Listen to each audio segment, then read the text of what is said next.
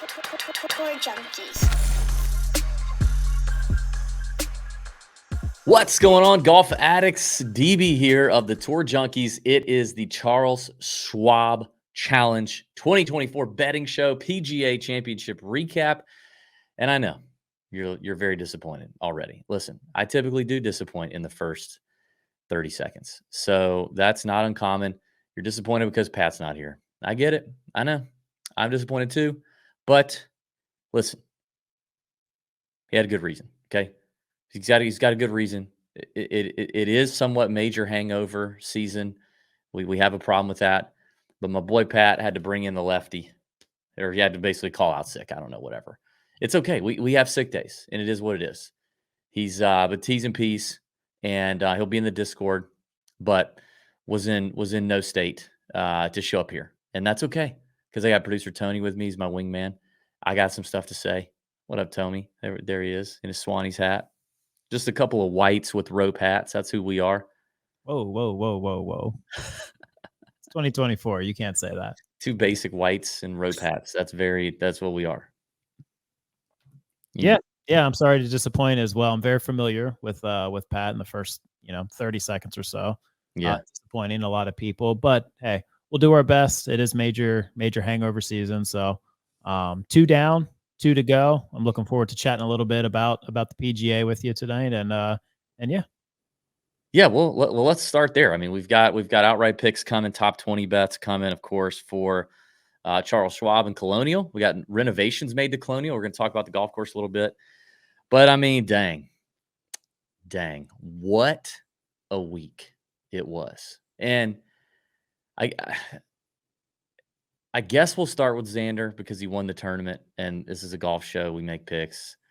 I believe Scotty was the headline, but really Xander's the headline. It's about the major. It's about the golf tournament. Xander gets it done. He finally gets it done. I think I was looking back, Tony.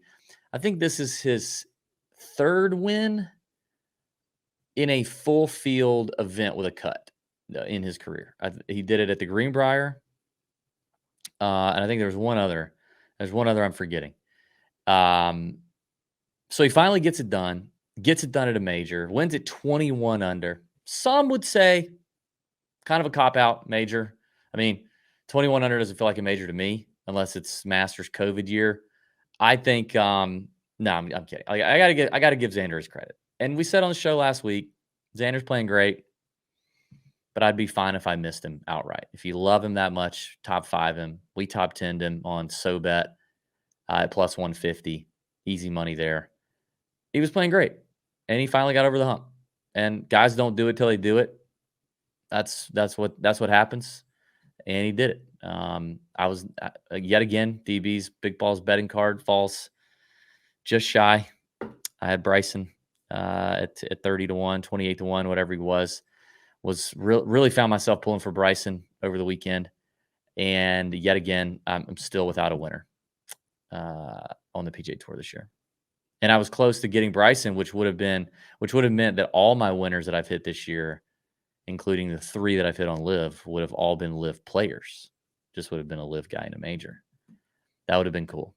What did you think of the Xander? Did you watch a lot of it?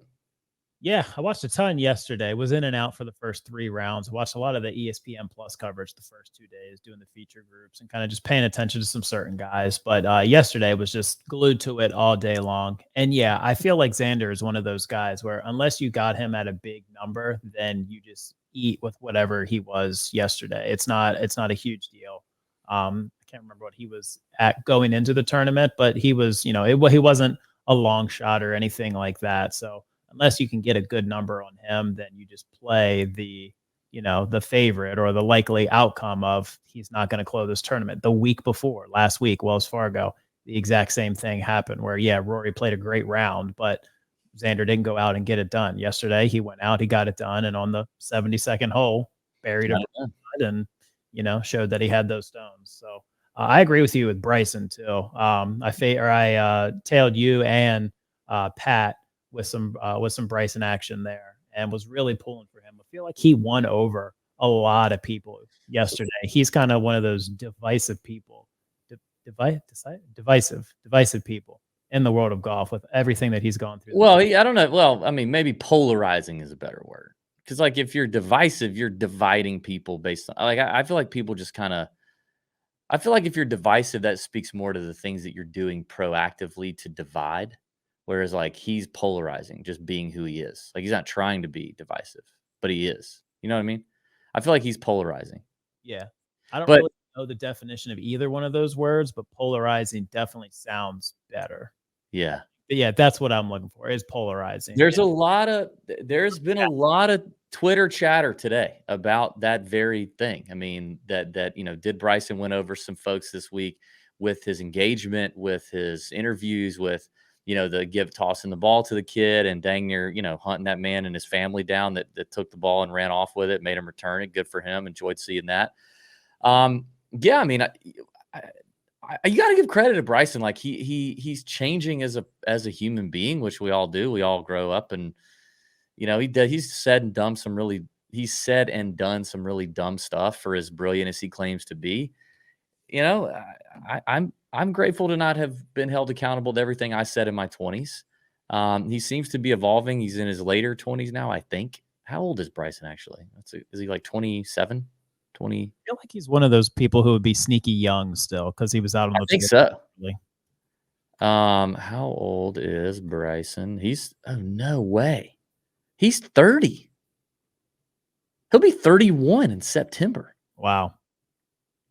I did not know. But anyway, I mean, it kind of makes sense. Like when you get out of your 20s, you kind of start to, you start to realize what a ding dong you were. But he's also like hyper intelligent. So he never would have in his wildest imagination thought he was not the smartest guy in the room. And I don't know, like he definitely is winning people over. Playing good golf is a great golf course set up for him. Valhalla was okay. But it fit him perfectly. Showed up. He did what he had to do to get it done. Guys like Rory faded. I mean, that was my first time betting Rory in a major in a long time. Left me disappointed. It felt like when Scotty shot the 66 after being in the clink for a couple hours, it felt like, oh my God, like he's gonna do this now. Like that would be, and then he gassed out. I mean, he literally gassed out. Had his second or first round over par the year of our Lord 2024, I think. Is that right? Yeah. That's what I saw. Yeah. Insane.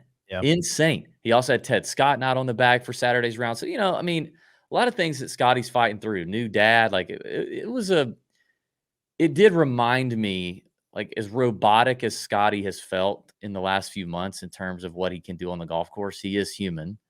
He talked about in his post-round interview, even after the 66, that it rattled him and it took him a long time to calm down. It took him a long time to, slow his breathing down despite shooting a 66.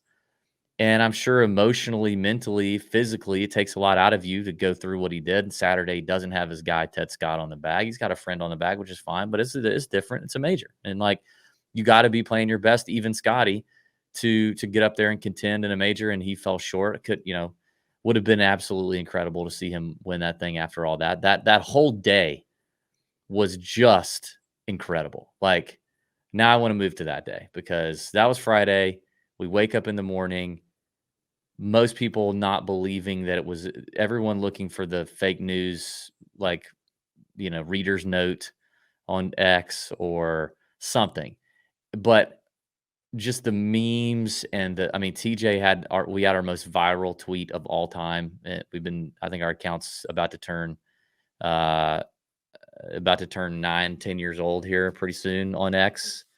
And my teardrop 7:30 a.m. tweet got over 2 million views and went nuts. And the memes and the videos and everything was just so dang funny all day. I mean, obviously, hate to hear that someone lost their life that morning, and that's tragic and that's terrible. And people were pissed on X too. Some people, very few people, were pissed that people were having jokes and making light of Scotty's situation. The two were unrelated. I mean, really. But I mean, it was just unreal to wake up to news that Scotty Scheffler was in jail and in a orange jumpsuit in a mugshot, because he is literally the most purest soul on the PGA Tour, I do believe. And it would be the last person you would think had that happen to. But just, and that's been covered by so many different outlets over the last 72 hours. But I just had a day with it, man. Like, I thoroughly enjoyed scrolling. I was doing a practice round for the member with my friend on the golf course most of the day. And I mean, just literally every time I'd get out of the cart, hit a shot, get back in the cart, and drive in between shots, just refresh, just to see something else. Laugh, show it to him, laugh, send it to somebody else, get a group text, or get a text from a buddies group that's sending another hilarious one. It was just the day of dudes laughing and having a good time at the whole Scotty thing. It was horrible to have to explain it to my wife. She just could not wrap her brain around why it was so funny to me and why the memes were so funny. But God, I mean, like I was on the range at Champions that afternoon, and everybody's like, DB, oh my God, what a day today with Scotty. And one guy was like, dude, this is like the reason why I still have my Twitter account. He's like, I don't ever tweet. I hate, it's a cesspool of bull. But this was just, and I was like, yeah, it might be one of the best days on the internet I can remember for me as a sports fan and as a golf fan. Like it was unbelievable. The humor and the comedy around the Scotty thing was just unreal. Yeah, that's exactly why a platform like that will never die. Yeah.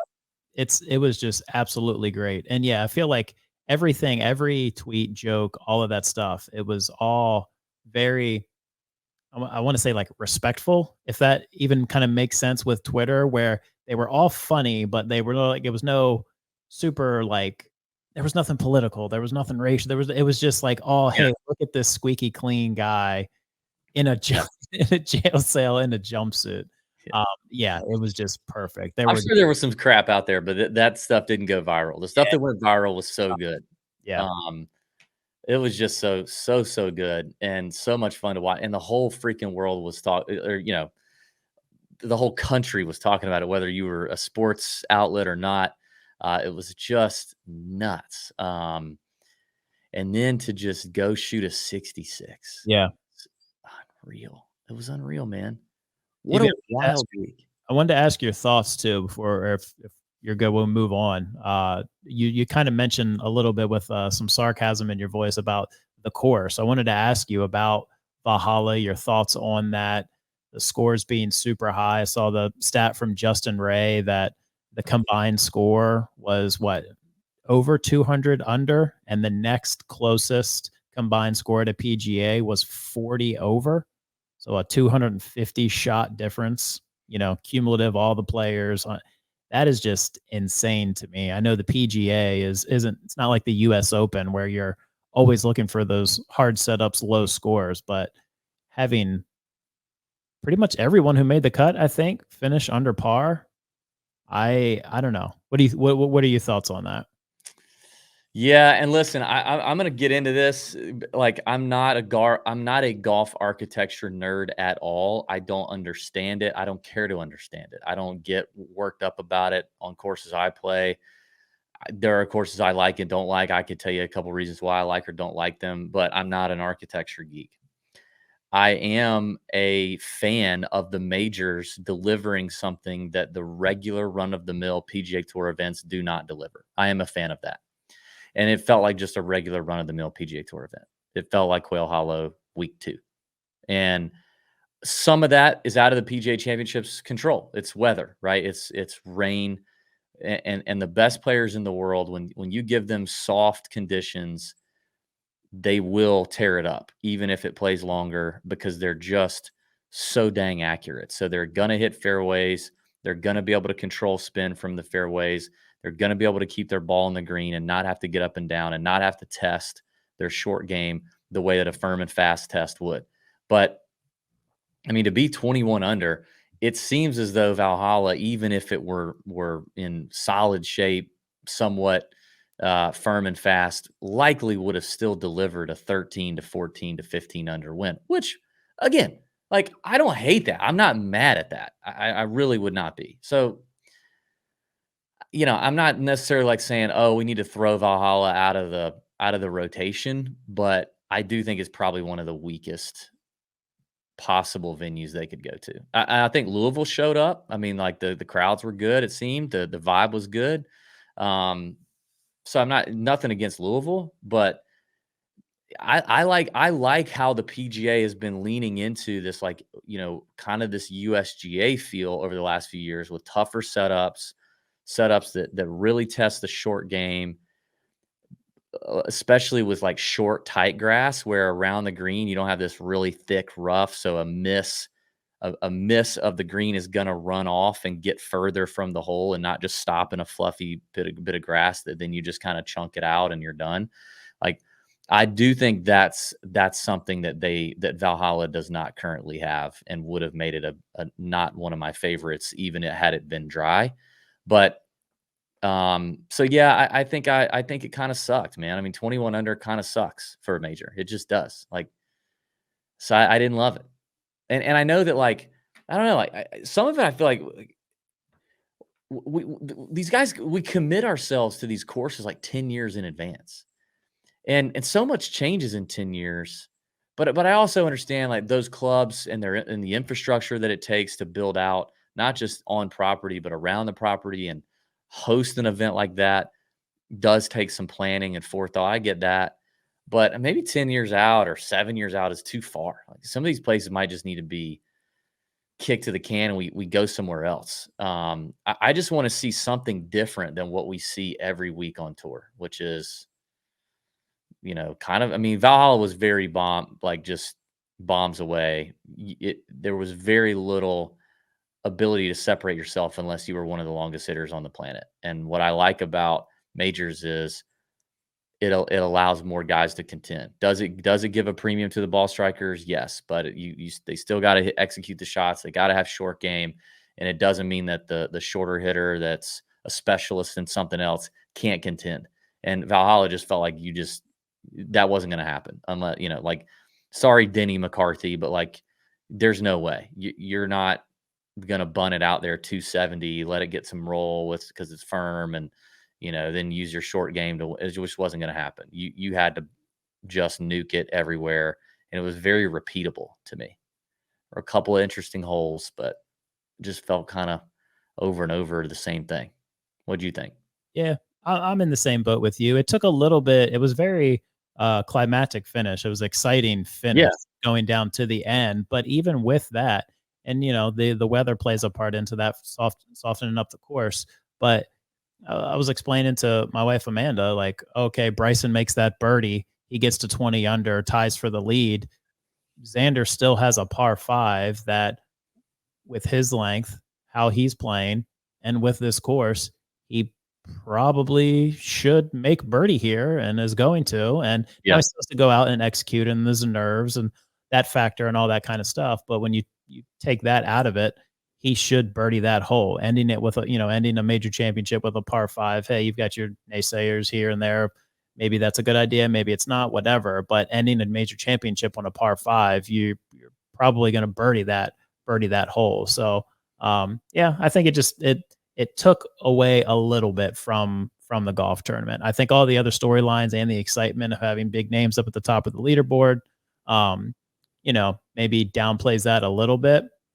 But as the dust settles from that, I think looking at having 2 guys get to 20 under and having a handful of guys right there around it, they got to look at something, whether it's, tricking out the course a little bit more, maybe not going back there again, period.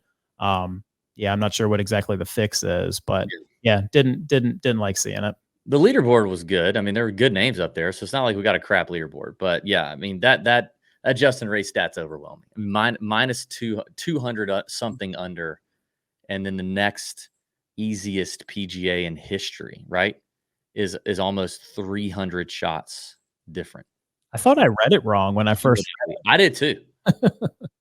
I still am not sure I believe it. Like, it's almost as hard to believe as Scotty being locked up in the clink for a couple hours. That is really hard to wrap my head around. But that's an alarming thing. That's not all weather, okay? Like, that's not all rain. We've had rainy PGAs before. Yeah. A lot of it's rain, but it ain't all rain. So that's 300 shots from the next easiest is not all rain. Yeah, just because we like to be very accurate on this show. Here's his tweet with the official numbers. Lowest combined score to par by field, PGA Championship history, 2024 Valhalla, 214 under. 214. Okay. 95 Riviera, plus 40. 2018 Belle Reve, I'm sorry. Belle Reve.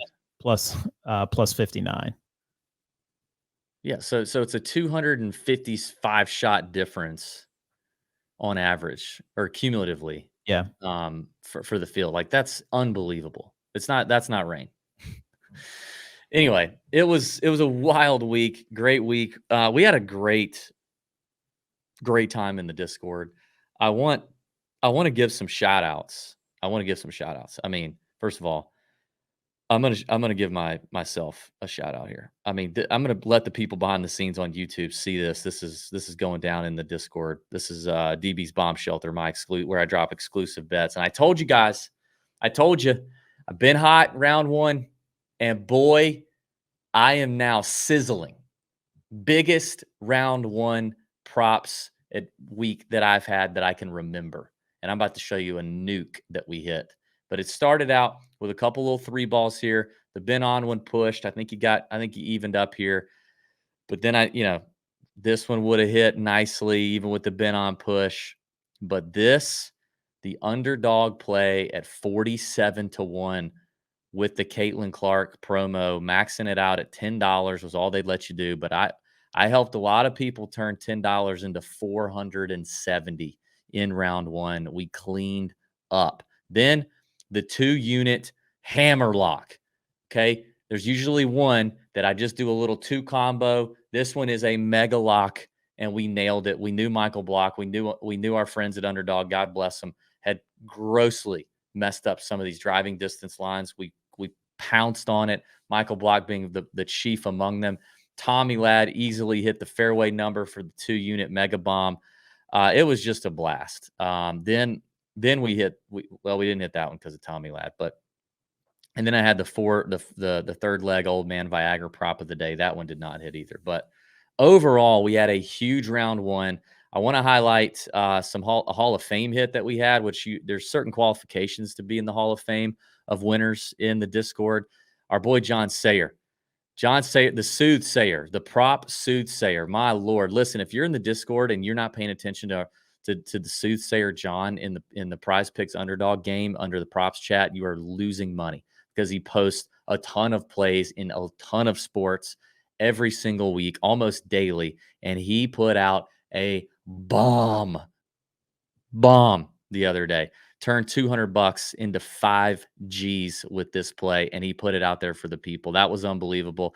Then we go over to the winning tab, where you just win anything. If you win anything, we put you over here. Copley, she's a Team DB guy. We shouted out this one for Rory to shoot par better in each of the first 3 holes of round one. That was even money, easy hit there. Our boy DT in Phoenix found a lot of profit in round 1 and 2, taking advantage of the props. Massive prop advantages here, son of legend. And then D-Man, we know him. If you're in the Discord, D-Man we love, because nobody nobody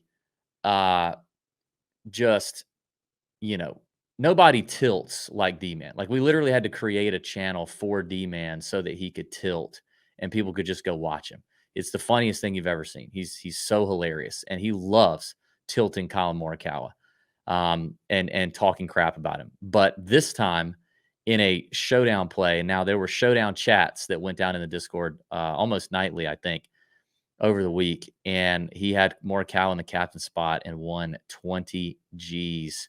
Shout out to D-Man. Our boy Money Marge finally cashed on a bunch of big Xander bets. Money Marge, you know him, writes for TJ. My boy E-Pain, Evan Panic, took down a signature hole satellite event. We had more wins here from Pilt, Copley. It was just amazing all week. All week, people just cleaning up. Love to see it. Really proud of the Discord. We had a great chat Wednesday night. My boy Joe Idoni was in there. Had a lot of fun there. The round one heater continued. The showdown killers continued. Thank you to everybody who supported on the Pat McAfee show. Made an appearance there on Wednesday of last week. It was a lot of fun. Gave out a bomb. Actually, now I did say a couple things there. I said I liked Rory. Obviously, that didn't work out. I did call Xander a house cat. And that didn't really work out. However, I talked up Bryson. We had a nice sweat there. But boy, I shouted out a bomb top 20 at plus 330. Mean Dean Burmester. And he paid off. And boy, did he pay off. And listen, he wasn't the only one. I'm going to share something else. This also happened. Dude, we just cleaned up. We just cleaned up. So over on SoBet, okay, this is what I put up on SoBet. Let's add this. Now this is the recap post on SoBet, but I wrote up I put my placement bets exclusively on SoBet every week. Top 10s, top 20s, top 40s. Now, if you bet all of these to win 1 unit back, we hit 5 bombs and you would have won about 2.5. You would have profited about 2.5 units, including Xander top 10, Bryson top 10, Burmester top 20, Keegan and Jordan Smith top 40s. Big numbers there. That hit on SoBet. So it was just like we had a week. We really had a nice week. There we go. Other than not having Xander, we had a great week. And I'm proud of it. I'm proud of the work we did. Proud of our mods in the Discord. Shout out Spaz and Easy for helping us out. Byron, the Model Maniac, in there every night, just about talking showdown, dropping his sheets in there. Major weeks are a blast at Tour Junkies. So I hope you get involved in the next one. US Open's coming up soon. Got some good golf in between then. Obviously, we're going to talk about Charles Schwab today. But it was a great week. Had a fun week. And I think a lot of people won a lot of money. So that's always fun. It was a lot of fun. I really enjoyed it. I had my member this weekend, so I was a little MIA. Yes, my club scheduled the first major of the year on the second major weekend of the year, and that was kind of bad. Didn't play amazing, but played good enough to tie for flight winner and then lose on a freaking scorecard playoff technicality, which was very painful. Missed the shootout on that, but we cruised into too casually with the lead in the last 9 holes, and we got run down and then lost. We left it into the hands of the rules. That was a scorecard playoff, and that kept us out of the shootout, and it was very disappointing. But it was heartbreak, honestly. It was not fun. So that was the week. I know it was a big recap. It's a PGA. It's time to move on. It's time to talk Colonial. Before we do, I do want to thank our friends at SoBet. If you've not already joined SoBet, you need to give it a shot. And if you click the link in the description, the code TJ should pre-fill, but if it doesn't, you can drop in code TJ. That gets you your first month at $1. Every month after that is only $9.95 a month, or 33 cents a day on SoBet. You've got access to 60 plus of some of the best handicappers on the internet. These people put in work, baby, for every sport imaginable, including us for golf, dropping exclusive bets on SoBet every week, but also plenty of other people betting plenty of other sports. Baseball, NBA's heating up right now. You got the hockey, NHL playoffs going on. So tons of good action over there on SoBet. Sharp people, fully transparent handicappers that have accountability to their plays. Click the link in the description on SoBet and give that a shot. You can cancel at any time. You won't, but you can. And, support them. Okay, this is year 2. SoBet supporting Tour Junkies in our audience. Show some love back to the key partners like SoBet, because we appreciate them big time. All right, let's talk about Colonial. There have been some renovations. So last year, if you remember correctly, Emiliano Grillo won in a playoff on against Adam Schenk. I had Adam Schenk, of course. Our boy Brett Swedberg caddying for Adam. I think it was his first or second week on the bag. Really gutted for that loss. Grillo caught a great bounce on that par 3 playoff hole that should have gone right, and it went left towards the hole, and he made the putt. I'm not bitter, but it was BS. No, Grillo won fair and square. Right after that happened, they dug this place up. Like, they dug it up. Gil Hanse comes in, does a redesign. They basically re-turf the entire golf course, essentially. I'm going to give you the Cliff Notes version because that's what I do. Again, I'm not the agronomy grass nerd. I'm not out there sniffing the grass and licking it to see which strand of Bermuda it is, or running the grass through ancestry DNA to see where it came from, or maybe even asking 20 questions of Gil Hance to find out, what kind of Enneagram he is, so I can better understand the questions he's asking. F all that, okay? I'm just telling you what you need to know, all right? This is just what you need to know. He's brought water in play on a lot more of these holes. Technically, they would say that water was in play on a couple of these when really it wasn't. He's now made it, kind of taken it back to the original design there. So water is going to be a little more of a factor on these greens. He's changed the shape and the placement of just a few of the greens, but for the most part, the greens are remaining the same, although they did get resurfaced. The greens are bent grass. Everything else is pretty much Bermuda through and through, but everything got resodded. So it's not going to be a huge change. I mean, it's going to be subtle. Now, we'll get these guys who, play this place every year. They'll be getting interviewed this, Tuesday and Wednesday, and they'll comment on it. We'll all be fully educated on it by the time ball's in the air on Thursday. But I don't think it changes a ton. I think actually it's just going to further enhance what you already had to do well at Colonial, which is be precise. Like Colonial is a precision golf course. You hit your fairways at almost any cost, really. Like we've really not seen like bomb and gouge or complete disregard for fairways be successful here. The Bermuda rough has a high rough penalty. So it's not good to be in the rough. So guys just try to hit it in the fairway.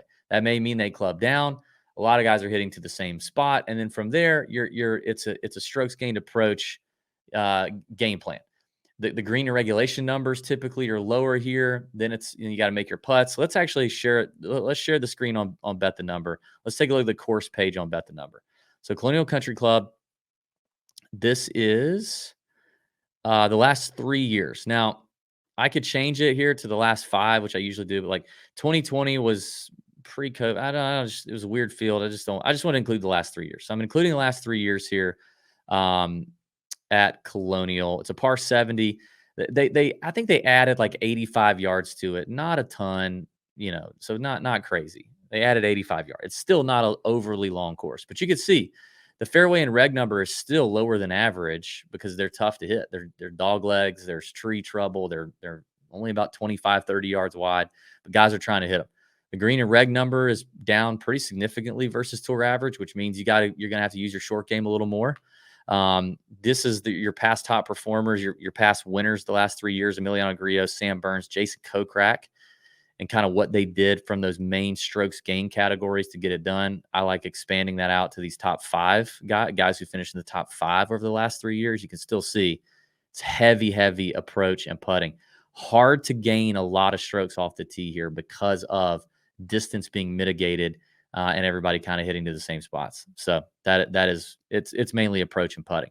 As you look at the course breakdown cards, especially these top 2, you can see it's, now Bet the Number calculates this super cool behind the scenes. Is it a bomber's paradise track or not? What's it worth to be 20 yards longer than average or shorter than average? And it's not much. So distance, very little advantage here at Colonial for sure. But here on the right, this approach shot distribution is really kind of what I would want to zoom in on. In fact, I will zoom in on it a little bit, just to make it a little bigger. Because you can see kind of the approach buckets here, right? You've got the fairway shots, you've got the rough, you've got other bunker shots, native area, whatever. And you can see the rough penalty here in each bucket. And this is strokes gained from these proximity ranges. You can see it's a lot of mid-iron or short to mid-irons, like 125 to 175 is a big bucket here at Colonial. Not a ton of the long irons that we're used to seeing the last couple of weeks. But look at that, that red rough penalty is why guys are like, hey, let me make sure I'm not in this Bermuda rough because it's hard to predict. Is it going to spin? Is it going to jump? Blah, blah, blah. So just want to show a little bit of that there on Bet the Number if you've because I didn't do a course breakdown video, the week of a major, and the member it ain't going to happen. So but thanks to our friends at Bet the Number. If you want to join Bet the Number, you can do so. Click the link in the description. TJ gets you $5 off. The code TJ gets you $5 off monthly or $50 off annually. And if you want a big discount, you can message me in the Discord, and I'll give you an even bigger one. If you're a Tour Junkies Premium Discord subscriber, I will give you a big code for Bet the Number. BetTheNumberGolf.com, the site that we use for all our stats, all our data, all that good stuff is there on Bet the Number. So check that out. All right, let's talk about the top of the odds board here for the Charles Schwab. Charles Schwab Challenge. Scotty's here. I mean, it's a decent field because it's Texas, it's Fort Worth area, it's Ben Hogan. Let me pay homage to Benny Hogan. And it's you got a lot of in my backyard, sleeping in my own bed. This is one of those courses again that we get from time to time throughout the year. A lot of the Texas connection. So you're gonna have a lot of guys that are here for that reason. It's not a signature event, so we get a more full field. I think it is invitational only. I think it's only like 133 guys. So top 65 and ties are going to make the cut. Slightly smaller field, but at least it's bigger than a signature event. Thank God. But Scotty's top of the board at plus 275. He's finished third and runner up here the last 2 years. He's going to get to go home to I'm pretty sure he lives close enough. He's going to get to sleep in his own bed here, coming off the T8. I just think plus 275. You guys know I'm not going to bet that. Plus, maybe just the emotional wear and tear, of the week. I mean, we already talked about how eventually it seemed as though it did catch up to him as he fizzled out on the weekend on his way to a T8, mind you. I know that sounds crazy, but I just don't. I don't think we could do it. I don't think we could do it. So we'll see. We'll see how Scotty goes. Would he be here if it weren't in his backyard? I don't know. I don't know if he would. We're probably not going to see him again until the U.S. Open, I bet, after this week. So this is probably his last one for a minute. Wouldn't shock me. Plus 275, not going to do it. At the top of the board, there's really two names here under 30 to 1. By the way, I guess I just have to say, I know Pat's not here, so let me just, this way he doesn't have an opportunity to rub it in. The season-long bet, I mean, I'm Tony, I don't know if you have the totals, but okay, yeah, you do. You do have the totals. Oh, I got them. Okay, I had Colin Morikawa, and Pat had Patrick Cantlay. I wanted Patrick Cantlay though. Remember I said, and that was such a big advantage for him to have the first pick. Honestly, I think we need to figure it out. Who's going to have the first pick for the US Open? Because it's not fair. Who had the first pick for the Masters? When it's the short numbers like this, I think we each should be able to have the first pick twice for majors. There are a lot of excuses, DB. Well, I mean, the majors, it's so hard. And I said Cantlay would be my number one pick to fade last week. But because I didn't have the first pick, I had to go with Kawa. God. So Pat did pick first with the Masters. He picked first for this one.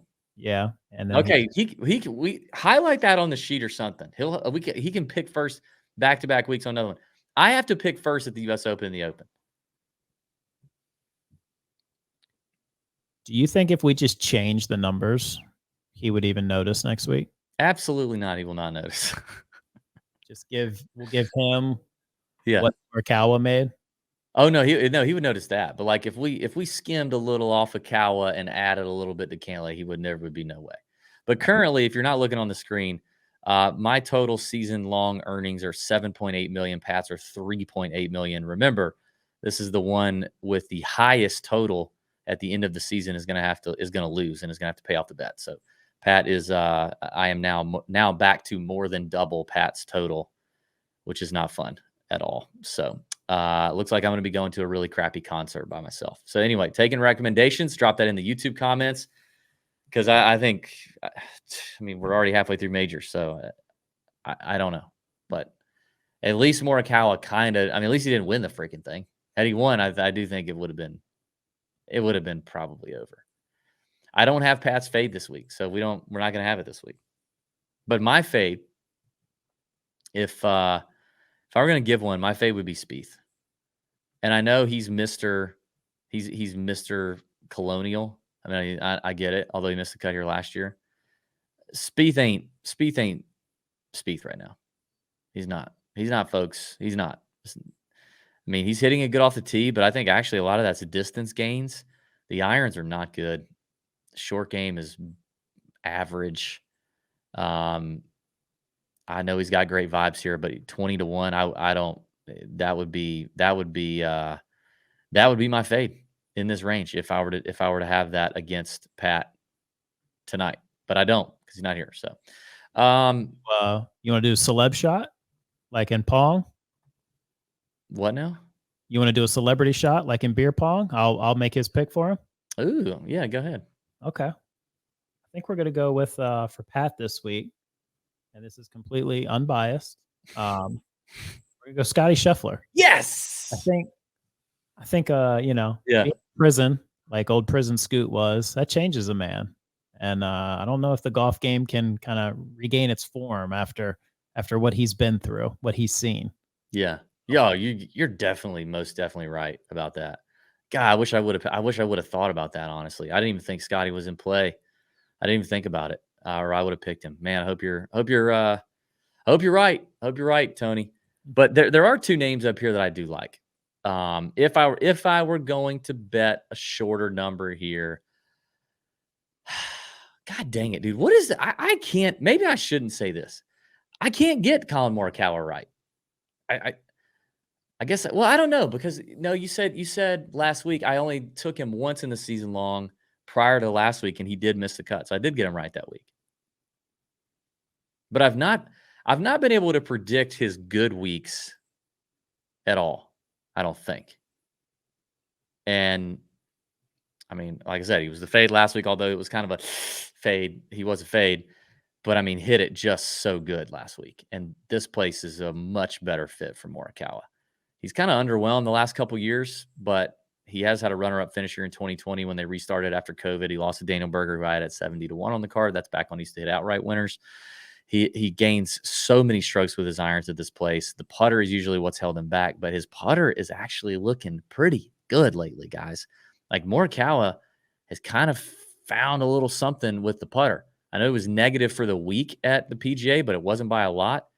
I mean, he had gained 3 strokes at the Wells, the Heritage, and the Masters.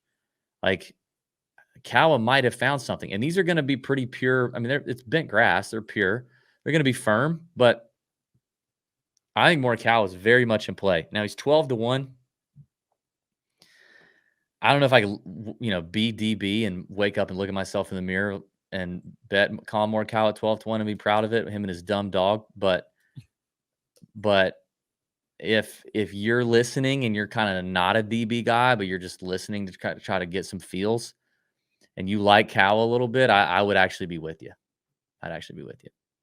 But my favorite bet in the shorter than 30-1 range, and I say favorite, and it's not. I don't want you to get twisted. It's not. I don't love it. Okay, I don't love it, but I like it enough. It's actually Tony Finau. Tony Finau at 28-1. I think that's the best. Actually, let me double check. Let's double check the best number available for Finau right now. No, 33. Oh my God. 33-1. He's in the next range. All right, let's move to the next range. The next range is where like basically all my bets are. Finau is 33-1 on FanDuel, 30-1 on DraftKings if you can get it. That's my favorite bet in this spot. I mean, yeah, I just, from a value standpoint, that's my favorite bet. He's played well here. He's got a 4th in 2022, a runner-up in 2019, comes here every year, loves him some Colonial. The putter is obviously a massive problem for Finau, and I don't know that he's got it figured out, but bad putters do win here if they just absolutely pepper greens. Jason Kokrak, Emiliano Grillo, although I think Grillo had been putting better coming in last year. But Finau at 28 just seems like a decent enough value. I don't love it. I really don't. Like, in this range, this is pretty much a stay away unless you just wanted to unload the clip on Morikawa. But for DB's Big Balls betting card purposes, I would have to go up to Finau as like the shortest guy.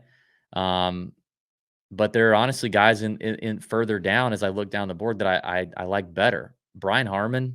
So I did the first look show this morning in the Discord and talked about a handful of names, processed with some folks there in the Discord about the outright board early this morning. And Harman was one that we all jumped on at 45-1 on FanDuel.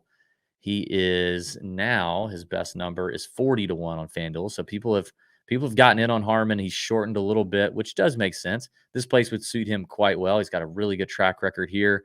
hit it well at the PGA. I mean, Valhalla was going to overwhelm him with distance, and he still gained 5.5 strokes with his irons. Pretty freaking strong there for Harman. We know he can putt. We know he's a winner. We know he'd look good in that little blue truck or whatever it is they win. You know, Ben Hogan's, I don't know, whatever Ben Hogan's car is or something that they win. I think. Or maybe, yeah, I think they get that if they win. But anyway, Harman I like just because, I mean, he feels like a guy who can close. Well, he is a guy who can close. We know that. We know he can close the door. So I like that. Now, Harris English has also, we talked about him this morning. He was 55-1 when we hit him this morning in the first look show. This is where it's good to be in the Discord. Okay. Link is in the description. I've already given you a lot of reasons to be in the Discord, but it's good to be in the Discord and get involved in that first look show. Even if you can't catch the first look chat live when it's happening in the Discord on Monday mornings, I always put in DB's Bomb Shelter those first clicks. Those guys I go like, hey, these are the ones I want right now. And English was one of them at 55 on FanDuel. He's now 35 on FanDuel. That is not as exciting to me. Like, that doesn't feel as good. I don't love that as much. English is a good player. Obviously, he's a really good putter. Another guy who's had a good finish or two here. The irons have, showed up at the PGA, but they've kind of been absent for most of the season for Harris English. That worries me a little bit. I'm much more excited to take that risk at 55 than I am the current 35 number. But I mean, I also do think, I mean, English and Harman, two Bulldogs. Don't forget, and Bulldogs know how to close. They know how to win. So I do think he could do that. But I think if you didn't get him at 55 or 50 or crashing on the way down to 35, I think you should just pass. Because I don't love the 35 number there. So continuing to work down the board, a guy who I normally do not like. In fact, I remember vividly, kind of, because I will say, got into the podcast juice on the Wednesday night live chat in Discord. We had a great time. But I do remember this. I do remember telling Pat that Seabez at the PGA was a bad play. Pat was all over some Seabez, and I was like, no. Now, I was all over Keith Mitchell. Okay, same result. Both sucked. But Pat's not here, so we're going to talk about his bad plays and not mine. Seabez was a bad play at Valhalla. I think I almost said CBS. I think Seabez is a far better play here at Colonial, and he likes this place, I think. T21, T15 his last two times out. He's not a long hitter. Gonna like that, he can kind of use his iron play, his short game to his advantage here, that everybody's playing to similar spots. That's going to work out quite nicely to his advantage. And he's been playing well outside of the miscut of the PGA, and he missed the cut on the number. I mean, he finished even. He missed the cut on the number. Not a big deal. Seabez was 50-1 this morning when we did the first look. He is still 50. You can get him at 50 on FanDuel or MGM. I like it. I want that one. I'm going to bet Seabez this week. Normally don't. I'm not a Seabez stan, but I'm going to do it. And he's been in contention. He's not. I think he's folded a little bit, but he's felt it a little bit. I think he could get it done. The next one for me is Billy Horschel, T8 at the PGA. Just really outkicked his coverage there after winning Corrales a couple weeks ago. Finished 7th in Houston. Has played Colonial a ton. This is a place he loves, and we know the putter is going to be good. We know the around the green play is usually pretty sharp. Irons are a little bit concerning, but he hit them great at the PGA. He's going to hit fairways. He's going to give himself plenty of looks. And again, I want a guy that can close the door. When you're looking at Scotty Scheffler at plus 275, okay, plus 275. If I can just get a guy who might go toe to toe with Scotty, and Scotty just maybe blinks, and this guy can take advantage, Billy Ho, I think, could do it. He's 60-1 right now on FanDuel still, and I like that number. So Billy Ho is the next one. Working down the board, like Putnam's kind of intriguing to me, but I don't love the number at 50. Feels kind of like a beta guy to get at 50-1 when I could have Putnam or Horschel at 60. Denny, people are going to want Denny again. Yeah. Denny sucks here and he shouldn't, but I don't know. I don't really trust Denny right now. Keith Mitchell is dead to me for this week. He'll probably win.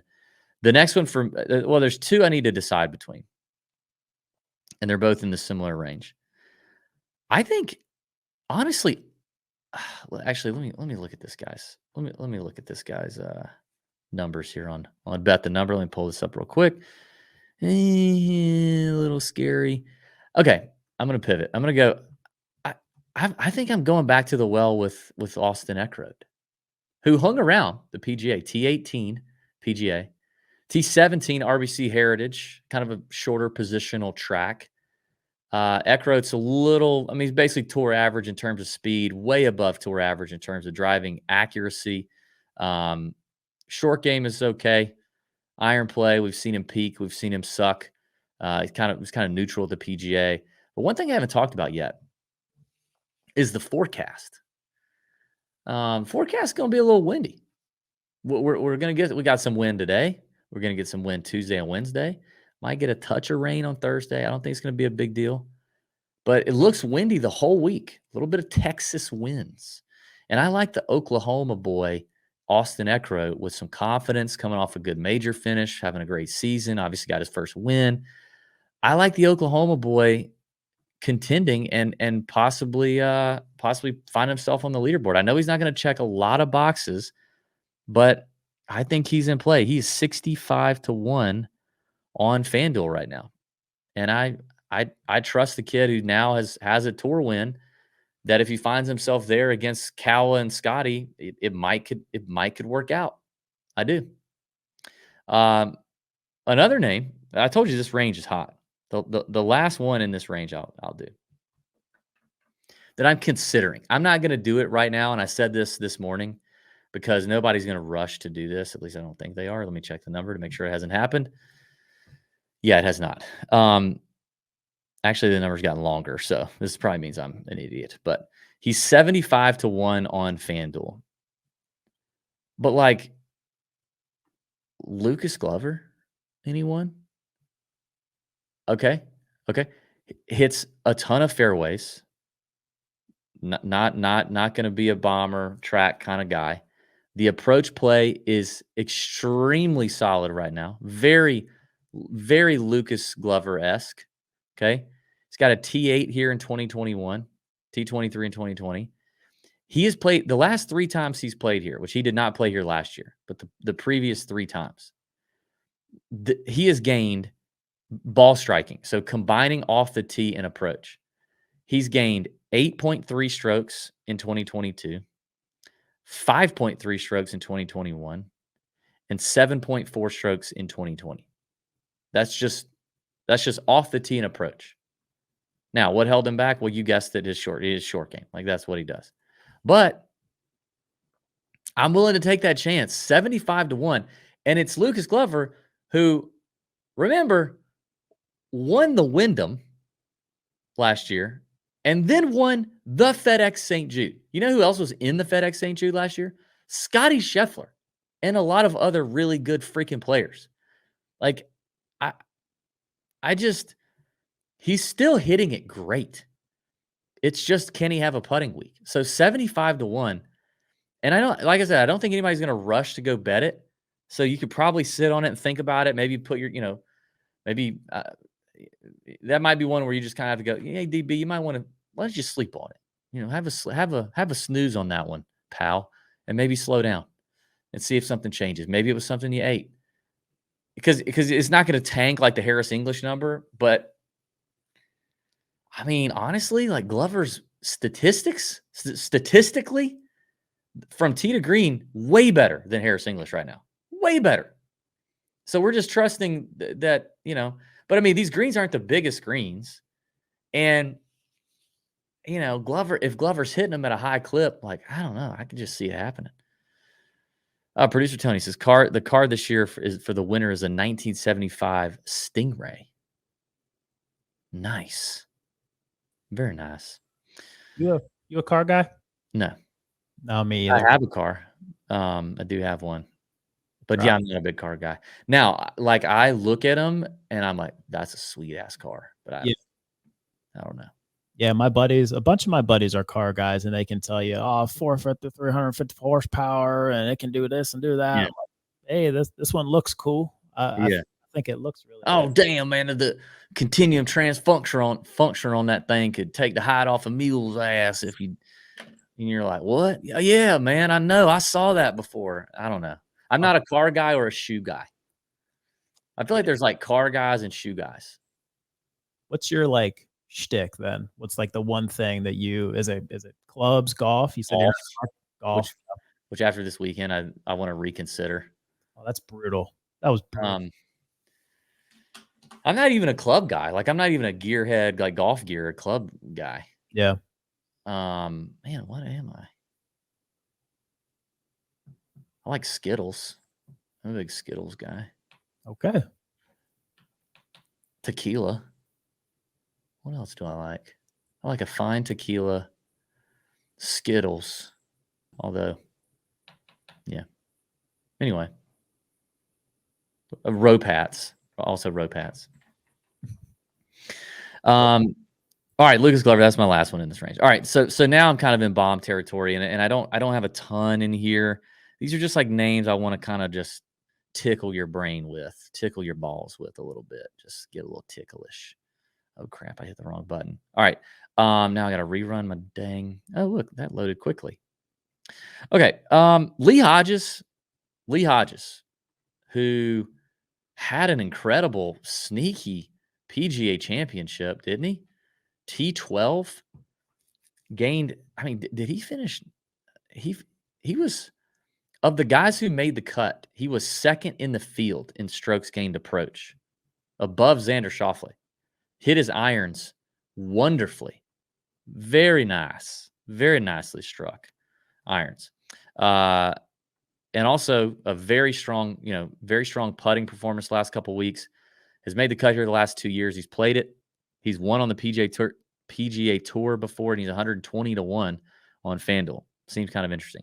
The last one, kind of before I get into the nuclear stuff here, is Doug Gim. And the Gim Reaper's a disappointing kind of guy. Like he's just a disappointing cat. I bet he would disappoint a lot of people.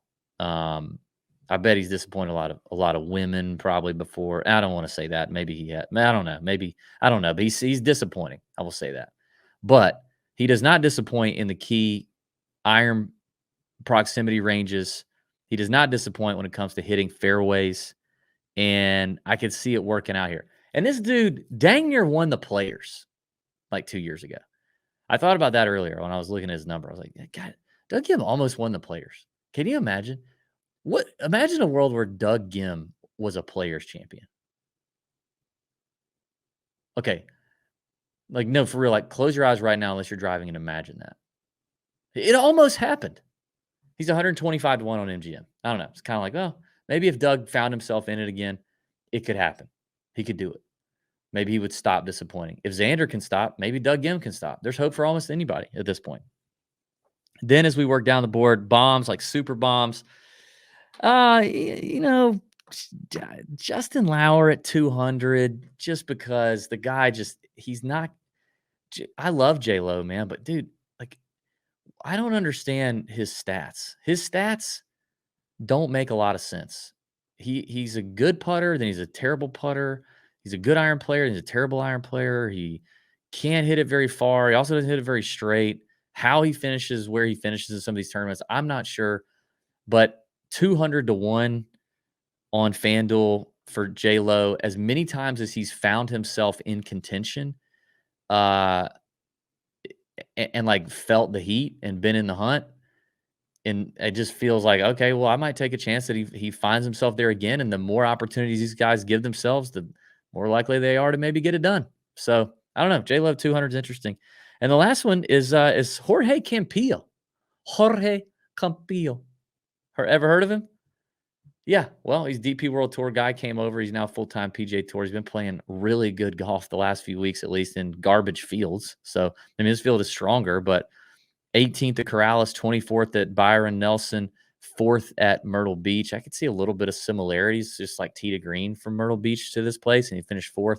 Did that, a lot of that on the back of hitting a ton of fairways, and gaining a lot of strokes with his irons and making a lot of putts, which sounds like a good recipe here.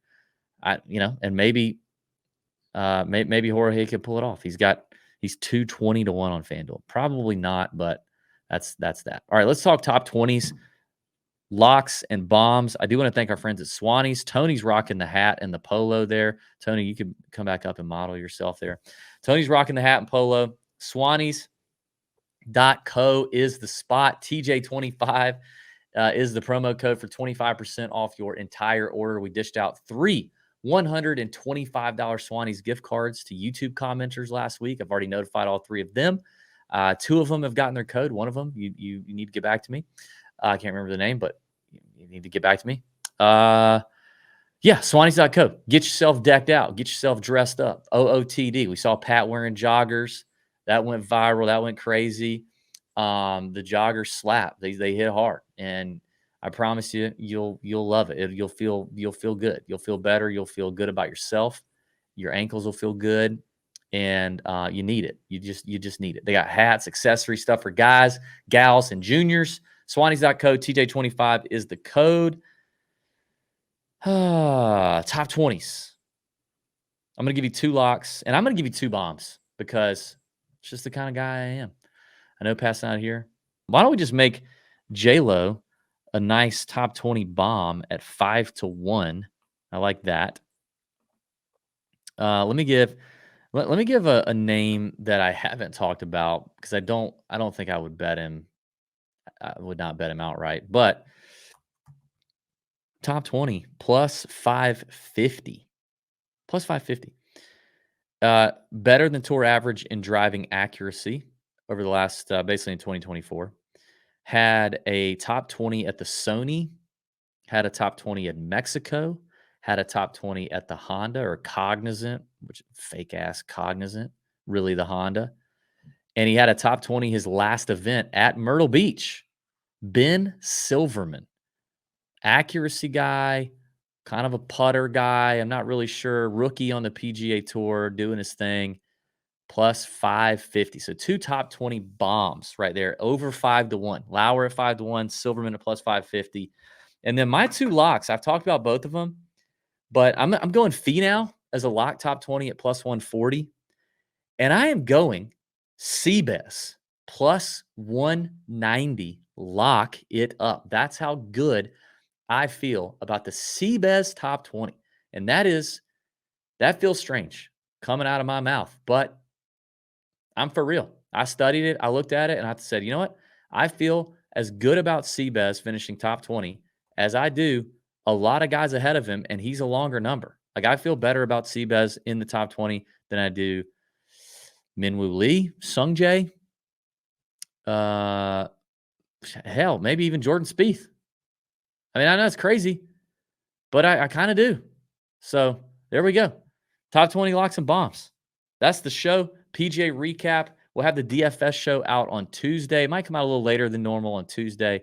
But yeah, appreciate you guys sticking around, even without Pat. I know it's tough. Listen, if you're really missing Pat this week, go back and watch the Fantasy Golf Sommelier video that he dropped last week. It was a great one. Tony put together a good couple of bloopers in there. Always a fun time when he does a Fantasy Golf Sommelier. He doesn't get enough credit, doesn't get enough views. You people need to get on the stick with that. But if you're missing him, forget about the plays. In fact, he does mention Seabass in that video.